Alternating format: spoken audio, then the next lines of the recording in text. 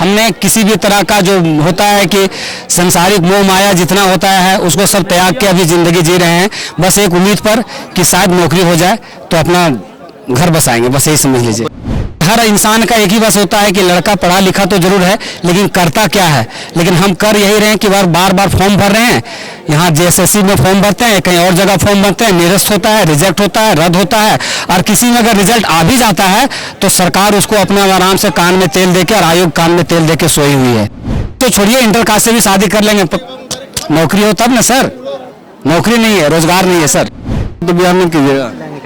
नहीं सर, ये तो हम ठान लिए कि नौकरी होगा तभी, नहीं तो एक जिंदगी हम हेमंत सोरेन के नाम पर लिख देंगे कुर्बान। ऐसा ही आंदोलन की अपनी एक कहानी होती है और आंदोलन में शामिल होने वाले लोगों का अपना एक संघर्ष भी होता है।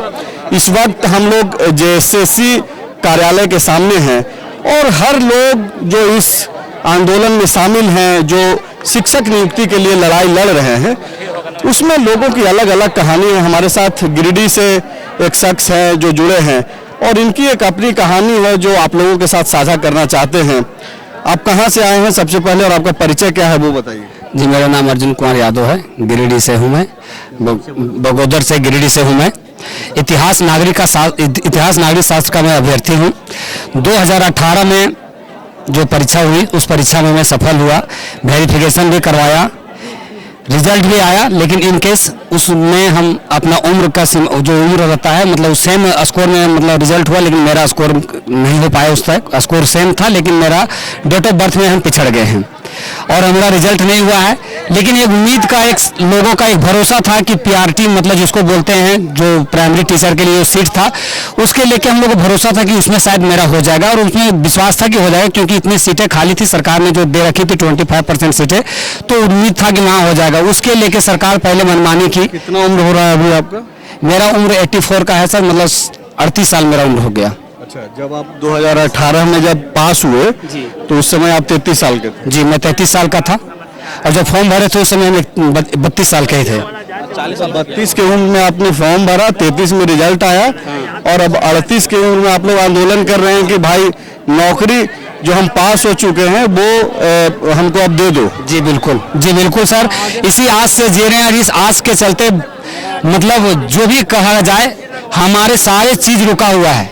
हमने किसी भी तरह का जो होता है कि संसारिक मोह माया जितना होता है उसको सब त्याग के अभी ज़िंदगी जी रहे हैं, बस एक उम्मीद पर कि शायद नौकरी हो जाए तो अपना घर बसाएंगे, बस यही समझ लीजिए। बता रहे अभी तक घर नहीं बसा आपने? जी नहीं। कहाँ बसेगा सर? सर नौकरी नहीं है, अगर नौकरी नहीं है तो आज के डिमांड में इतना जान जाइए सर कि हर इंसान का एक ही बस होता है कि लड़का पढ़ा लिखा तो जरूर है लेकिन करता क्या है। लेकिन हम कर यही रहे हैं कि बार बार फॉर्म भर रहे हैं, यहाँ जेएसएससी में फॉर्म भरते हैं, कहीं और जगह फॉर्म भरते हैं, निरस्त होता है, रिजेक्ट होता है, रद्द होता है, और किसी में अगर रिजल्ट आ भी जाता है तो सरकार उसको अपना आराम से कान में तेल देके और आयोग कान में तेल देके सोई हुई है। रिजल्ट तो हो ही गया था, लड़की वाले के परिवार वालों को बोलते आपका रिजल्ट हो गया है भाई, ज्वाइनिंग तो हो ही जाएगा। सरकार की ये ढोलमुल रवैया से झारखंड का प्रत्येक व्यक्ति जान गया सर कि रिजल्ट होना बहुत बड़ा बात नहीं है, नियुक्ति होना सबसे बड़ी बात है। स्कूल चल जाना, स्कूल नियुक्ति के बाद भी तो चैलेंज हो जाता है। नियुक्ति के बाद चैलेंज होगी सर, तो वो तो हो जाता, तब तक सरकार खुद लड़ती, तब तक घर बस जाता सर, तब तक घर बस जाता है। बिल्कुल। ये बहुत सर मतलब क्या बोले, बहुत खेद है इस बात के लेके कि जिस सरकार ने बोला कि हम सरकार बनेगी तो यहाँ के मूलवासी आदिवासी की सरकार है, और हम लोग भी बहुत उम्मीद है हेमंत सरकार से, अभी भी हमको उम्मीद है कि सरकार हम लोग के लिए कुछ करेगी। लेकिन अब तो हम इस हेमंत सरकार से हाथ जोड़ के करोड़ प्रार्थना करते हैं कि दादा अब बहुत समय हो गया, अब हम लोग को परीक्षा मत लीजिए, अब तो कम से कम हम लोग पर रहम कर दीजिए। आप बिहार यूपी वाले नहीं ना, मुख्यमंत्री जी बोलते रहते हैं कि भाई बिहार यूपी वाला ज्यादा सब दिक्कत। आधार कार्ड दें सर, हम झारखंड के बोले, बगोदर से, गाँव का नाम है बालक, मेरा बालक।